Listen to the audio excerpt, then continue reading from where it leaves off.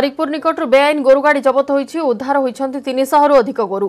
बालेश्वर जिला सोर थाना 16 नंबर जातीय राजपथ बारिकपुर निकटरू 25 टी पिकअप रे गोरु चालाण होउथिला।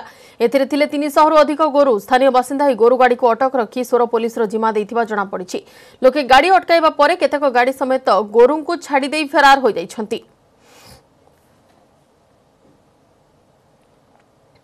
गतकाली खबर पाइथिलु जे 20-25 टा गाड़ी रे गोरु आछु बोली तम रात सारा हम जोगी थिलु किन समय फेरी जाइथिले। आज आसी बारिकपुर हाटर सब अनलोड करके रखा हिची।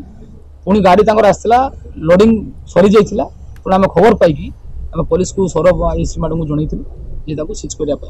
किन पुलिस पहुंचला परे भी तांको एते गाड़ी मत कहली जे 25 टा गाड़ी छै केमतिया कोन करि परिबा।